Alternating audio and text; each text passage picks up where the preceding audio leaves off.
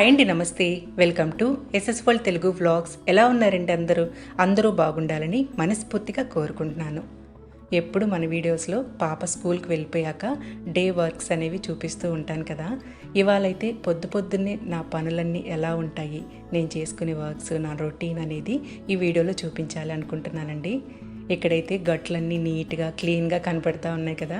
ముందు రోజు నైటే కాస్త ఓపిక చేసుకొని గిన్నెలు ఏమన్నా ఉంటే తోమేసుకొని గట్లన్నీ ఒక్కసారి తుడిచేసి పెట్టుకున్నాం అనుకోండి, పొద్దున్నే లేచి కిచెన్లోకి రాగానే చాలా ప్రశాంతంగా అనిపిస్తుంది. మన మిగతా వర్క్స్ అన్నీ కూడా చక్కగా చేసుకోగలుగుతాము. ఇప్పుడు చూస్తున్నదైతే నేను ముందు రోజు నైట్ బ్రేక్ఫాస్ట్ కోసం జావ ప్రిపేర్ చేసుకుంటాను కదా, అదనమాట. మూతని టైట్గా పెట్టకుండా కాస్త ఓపెన్గా పెట్టాలండి.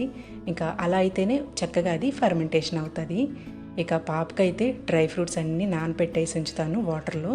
ఇంకా తనకి మిల్క్ యాడ్ చేసి మిల్క్ షేక్ లాగా కొట్టిచ్చేస్తాను అనమాట.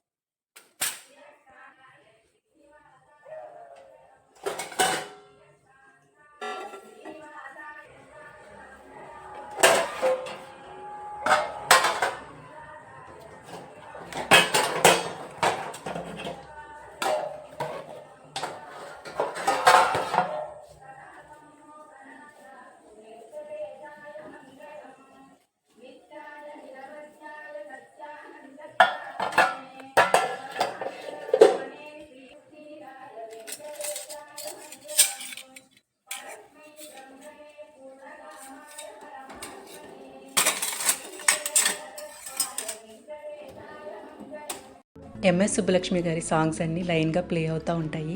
వారి సాంగ్స్ వింటూ పని చేసుకోవాలంటే నాకు చాలా ఇష్టము, చాలా ప్లెజెంట్గా అనిపిస్తాయండి. ఇక నెక్స్ట్ ఇక్కడ టీ పెట్టుకుంటా ఉన్నాను. ముందు రోజు పాలు నేను ఫ్రిడ్జ్లో ఉంచుకుంటానన్నమాట, కాచినవి. ఇక చక్కగా పొద్దున కల్లా పాలు మీద మీగడంతా తెట్టులాగా కట్టుంటుంది. ఇక ఇలా ఒక బాక్స్లో కలెక్ట్ చేసి పెట్టుకుంటానన్నమాట. ఇలా ఒక 2 బాక్సులు నిండాక అప్పుడు నేను నెయ్యిని తయారు చేసుకుంటాను. పాలల్లో మీగడ మొత్తం తీసేనండి, కాస్త ఉంచుకుంటాను, లేదంటే టీ అస్సలు టేస్ట్గా అనిపించవు. ఆల్రెడీ వాళ్ళు పాలల్లో నీళ్ళు యాడ్ చేసుకొని వస్తారు కదా, ఇక అందుకని కాస్త రుచిగా ఉండవు అనేసి ఇంకా కొంచెం మీగడ ఉంటే ఆ టీ టేస్ట్గా అనిపిస్తాయి.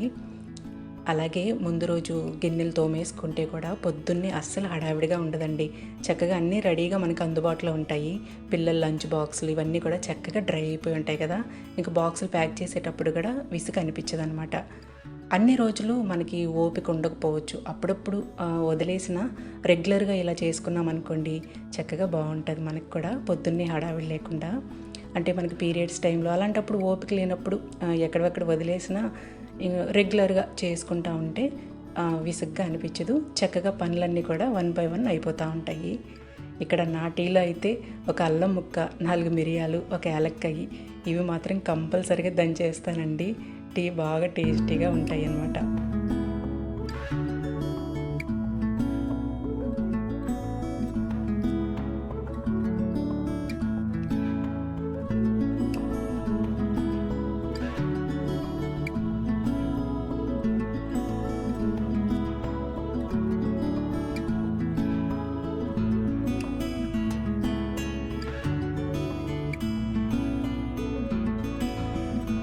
ఇంకా బయటైతే ముగ్గేసేసుకున్నాను.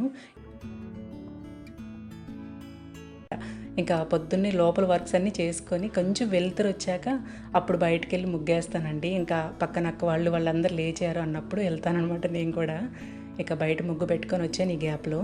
ఇక జావలోకి పెరుగుని చిలుక్కుంటున్నాను. కొంచెం వాటర్ యాడ్ చేసి, అంటే మరీ నీళ్ళుగా కాకుండా కొంచెమే వాటర్ యాడ్ చేసి కలుపుకుంటాను ఇక్కడ. ఇక ఓ పక్కన ఎగ్స్ పెట్టేసున్నాను, బాయిల్డ్ ఎగ్స్. ఎగ్గుకు మాత్రమే ఉపయోగిస్తానమాట ఆ గిన్నెని. ఇంకా అవి ఉడికించి బాగా లోపల తెల్లగా గారు పట్టేసినట్టుంది కదా. ఇక ఇక్కడైతే జావ్ని ప్యాక్ చేస్తున్నాను మా వారి కోసం. పొద్దున్నే 6:30 కల్లా బయలుదేరి వెళ్తున్నారు తోటలోకి. తోటలో వర్క్ జరుగుతుందనమాట. ఇక పొద్దున్నే వర్కర్స్ వచ్చేస్తారు. ఇక అందుకని ఇంకా ఆ టైంలో తాగలేరు కదా, అప్పుడే టీ తాగున్నారు కాబట్టి ఇంకా ఇట్లా ప్యాక్ చేసి పంపించేస్తున్నాను. ఇంకా వీటితో పాటుగా 2 బాయిల్డ్ ఎగ్స్ పెట్టేస్తానండి. వితౌట్ ఎల్లో, అంటే వైట్ ఎగ్స్ మాత్రమే తింటారనమాట. ఇంకా ఇవన్నీ ప్యాక్ చేసేసి ఇంకా మా వారికి పెట్టేస్తున్నాను ఇక్కడ. ఎండలు కూడా చాలా ఎక్కువైపోయి ఉన్నాయండి. ఇంకా అందుకని ఈ టైంలో ఎక్కువగా సమ్మర్ స్టార్ట్ అయ్యాక ఇంకా చాలా మటుకు బ్రేక్ఫాస్ట్ అనేది స్కిప్ చేసేస్తాము, జావే తీసుకుంటూ ఉంటాం అన్నమాట.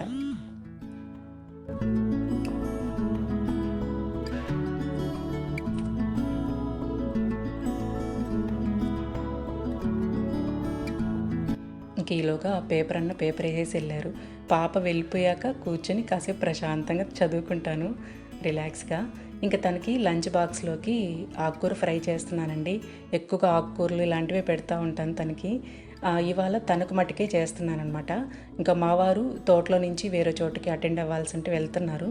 ఇక నేను సింధు తెలిసిన వాళ్ళు పెళ్ళి అయితే ముందు రోజు నలుగులు పెడతారు కదా, ఇంకా ఆ ఫంక్షన్కి అటెండ్ అవ్వాలి. ఇంకా అందుకని పాప వరకే చేస్తున్నాను ఇక్కడ. నేను రెగ్యులర్గా పోపు వేసేసాక తెల్లగడ్డలు ఎండుమిరపకాయలు వేసి ఆకుకూర తురుము పెట్టేసింది వేస్తాను. అప్పుడప్పుడు కొబ్బరి పొడి చల్లుతూ ఉంటాను. ఈసారి అయితే ఇలా ట్రై చేశానండి. మా ఫ్రెండ్ చెప్తే చాలా రుచిగా ఉండిందండి. ఏం లేదండి, పోపు వేసేసాక ఆనియన్ ముక్కలు, పచ్చిమిర్చి ముక్కలు వేయించి లైట్గా వేగాక ఇంకా ఆకుకూరని సన్నగా తురుము పెట్టేశానండి. ఇంకా అది మగ్గుతూ ఉంటుంది. దాంట్లో ఫైనల్గా పొడి కోసం గుమ్మడి గింజలు, పుచ్చి గింజలు, సన్ఫ్లవర్ సీడ్స్ ఉంటాయి కదా, ఇంకా అవి లో ఫ్లేమ్లో వేయించి పొడి కొట్టి పెట్టుకున్నాను అనమాట. చాలా రుచిగా ఉండిందండి ఆకుకూర ఫ్రై అలా చేస్తే.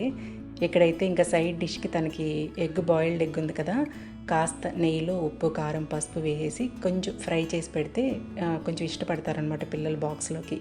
ఇదిగోండి ఇక్కడ ఆకుకూర మగ్గిపోయాక ఫైనల్గా ఆ పప్పుల పొడి చల్లానండి. చాలా అంటే చాలా రుచిగా ఉండిందండి. రైస్లో కన్నా చపాతీలోకి ఇంకా బాగుంటుంది. మీరు కూడా ఒక్కసారి తప్పకుండా ట్రై చేయండి ఇలాగా. ఇక తన లంచ్ బాక్స్ అయితే రెడీ చేసేసాను ఇక్కడ. ఇంకా ఇవన్నీ ప్యాక్ చేసే లోపల ఈలోగా పాలను కూడా బెల్ కొట్టారు బయట. ఇంకా పాలు పోయించుకుంటాను. 8, 8:10 ఆ టైం కల్లా వచ్చేస్తారనమాట పాలన్న. ఇంకా ఇప్పుడు వరకు వెయిట్ చేయలేమన్నమాట మేము టీ కోసం. అందుకే ముందు రోజు పాలు ఇంకా ఫ్రిడ్జ్లో ఉంచుకొని మార్నింగ్ తాగటం అలవాటు అనమాట నాకు, మా వారికి. ఇంకా ఇప్పుడు పోయించుకున్నవి ఏంటంటే లో ఫ్లేమ్లో బాగా మేగడ కట్టే వరకు కాచేసుకొని ఇక ఈవినింగ్ టీకి ప్లస్ పాపకి ఈవినింగ్ మిల్క్ ఇస్తాను కదా, అవి ఉపయోగించేసుకొని మిగిలినవి చల్లారాక ఫ్రిడ్జ్లో పెట్టేసుకుంటానమాట. అవి నెక్స్ట్ డే మార్నింగ్కి చక్కగా మేగడ పైకి తేలుతుంది. ఇంకా పొద్దున్నే వెతుక్కోకుండా పాలు కూడా ఉంటాయన్నమాట. ఇంక ఇట్లా ప్లాన్ చేసుకుంటాను నేను. ఇక పాపకైతే డ్రై ఫ్రూట్స్ నానపెట్టున్నాను కదా, కొన్ని మిల్క్ యాడ్ చేసి ఇట్లా డ్రై ఫ్రూట్ మిల్క్ షేక్ చేసి ఇచ్చేసాను. ఇదే చాలా ఫిల్లింగ్గా ఉంటుంది తనకి. ఇంకా బ్రేక్ఫాస్ట్ ఏం చేయదు తాగినప్పుడు. కాస్త పొద్దున్నే తాగేస్తే కొంచెం బలవంతంగా ఒక హాఫ్ దోశ అలా తిని వెళ్తూ ఉంటుంది. ఇవాళ అయితే ఓన్లీ అదే తాగేసి వెళ్ళింది. ఇంకా తనకి స్నాక్ టైంలో ఇంక ఇలా పుచ్చకాయలు కట్ చేసి పెట్టాను. మా నెల్లూరులో ఫుల్ ఎండలు స్టార్ట్ అయిపోయినాయండి. అసలు ఇంకా ఫుల్ ఉక్కపోతుంది అనమాట మాకు. మేము ఉండేది కోస్టల్ కారిడార్ కదా, నెల్లూరు ప్రాంతం అంటే ఇంకా సముద్రం దగ్గరగా ఉంటుంది కాబట్టి ఫుల్ చెమటలు కూడా వస్తూ ఉంటాయి మాకు. ఇంకా అందుకని ఇట్లా స్నాక్ టైంలో ఇలా పుచ్చకాయలు ఇలా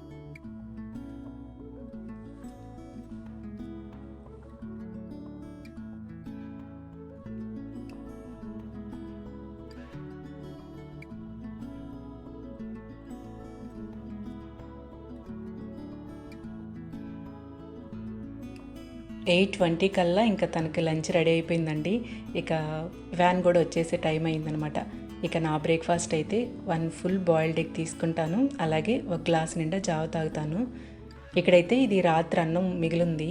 ఇక ఇలా ఉన్నప్పుడు ఏంటంటే ఇట్లా బాయిల్డ్ ఎగ్స్ మా వారు వైట్ వరకే తింటారు కదా, ఇంక ఎల్లోలు యాడ్ చేసేస్తాను. ఒక్కొక్కసారి ఎగ్స్ అందుబాటులో లేనప్పుడు కొన్ని మిల్క్ యాడ్ చేసి కలిపి బయట స్ట్రీట్ డాగ్స్కి పెడతానండి. వృధాగా డస్ట్బిన్లో అలా పడేసే కన్నా ఏదో ఒకటి తింటాయి కదా.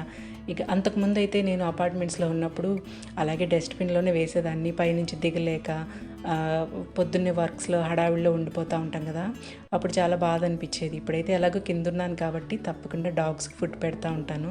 ఇక పాపకు కూడా బాయ్ చెప్పేస్తున్నాను ఇక్కడ.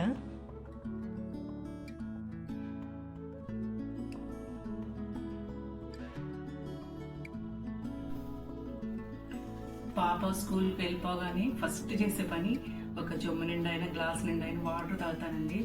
ఇంకా కాసేపు పేపర్ చదువుతానమాట. కాసేపు రిలాక్స్ అయ్యాక ఇంకా మిగతా వర్క్స్ అని చేసుకుంటానమాట. వెళ్ళి అంటే గిన్నెలు అవన్నీ కొన్ని పడి ఉంటాయి కదా, ఇప్పుడే పేపర్ చూస్తూ ఉంటే ఈ పిల్లల్ని చూశాక నాకు ఒక మాట చెప్పాలనిపించింది. ఇప్పుడు గ్రూప్ ఎగ్జామ్స్కి వీటికి ప్రిపేర్ అవుతూ ఉంటారు కదా పిల్లలు, వాళ్ళు ఎంతో కష్టపడతారండి, చాలా ఎఫర్ట్ పెడతారనమాట. డే అండ్ నైట్ కష్టపడతా ఉంటారు. వాళ్ళు ఎంత కష్టపడతారో వాళ్ళ తల్లిదండ్రులు కూడా అంతే కష్టపడతారు, వాళ్ళ కోసం అంటూ బతుకుతూ ఉంటారనమాట. ఇదంతా ఒకలా ఉంటే ఒక్కొక్కసారి రావచ్చు రాకపోవచ్చు, మళ్ళీ మళ్ళీ ట్రై చేస్తూ ఉంటారు కదా పిల్లలు. వాళ్ళు ఆల్రెడీ కొంచెం బాధలో ఉంటారు, పక్కన వాళ్ళు ఇంకా మాటలతో ఇంకొంచెం ఇబ్బంది పెడతా ఉంటారు.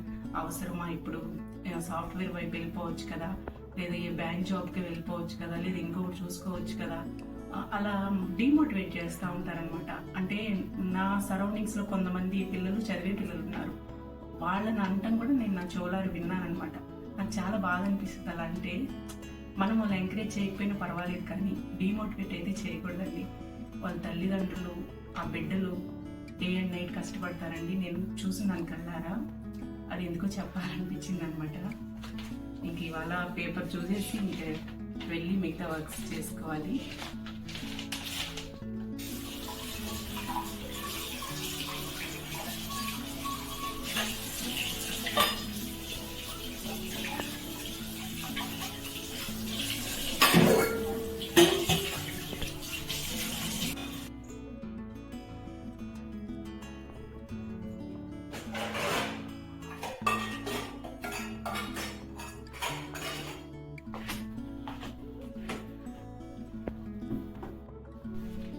గిన్నెలన్నీ అయితే సోప్తో లేదంటే లిక్విడ్తో తోముకుంటాం కదా, కానీ మట్టి కుండను మాత్రం మనం సోప్తో వాటితో క్లీన్ చేయకూడదటండి.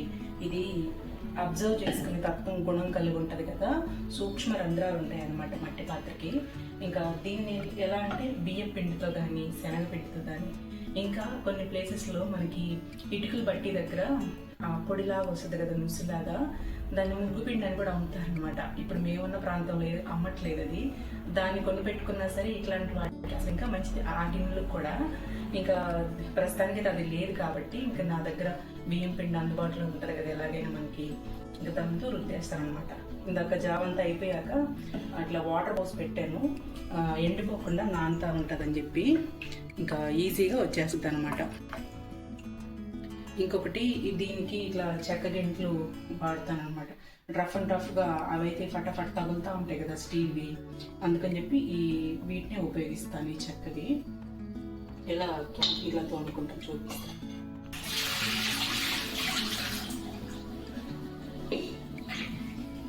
ఇంకా అదే పీచ్ని ఒకసారి వాటర్తో నీట్గా వాష్ చేస్తున్నాను ఇక్కడ.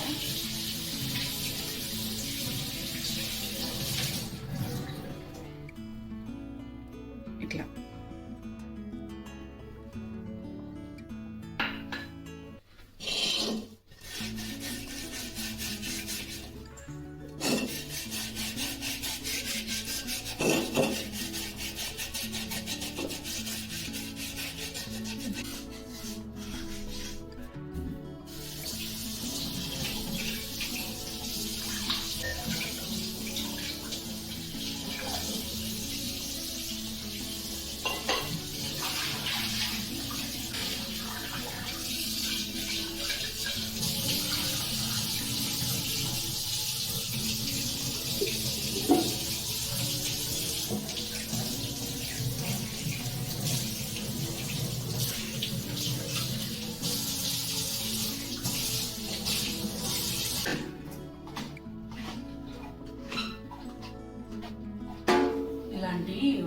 ఇట్లా వైప్ చేసుకునే దాంతో ఇక్కడ ఏదైనా నీళ్ళు పడ్డా వెంటనే ఇట్లా తీయేస్తే నీట్గా వచ్చేస్తుంది, చక్కగా నీట్గా ఉంటుంది అనమాట. ఎప్పుడు డ్రైగా ఉంటుంది మన ప్లాట్ఫామ్ అనేది. ఇది భలే ఉపయోగంగా ఉంటుందండి. ఇది ఇట్లాగే అందుబాటులో ఉంచుకుంటాను నేను. ఇక బయటకు వెళ్ళేది ఉంది, పైకి వెళ్ళి రెడీ అవుతూ మాట్లాడతాను మీతోటే. మా బంధువులది పెళ్లి కూతురు చేస్తున్నారనమాట. ఇంకా అక్కడ బయలుదేరి వెళ్తా ఉన్నాము. సింధు నిమిత్రం కలిసి వెళ్తున్నాము. ఇంకా మా వారికి కుదరలేదు. ఇంకా ఈరోజు అయితే ఇలా ఈ శారీ కట్టుకున్నాను. ఇంకా సింపుల్గా సింపుల్ జ్యువెలరీ వేసుకున్నాను అనమాట. ఇంకా బయలుదేరి వెళ్తున్నాము. సింధుని కూడా చూపిస్తాను ఎలా రెడీ అయిందో.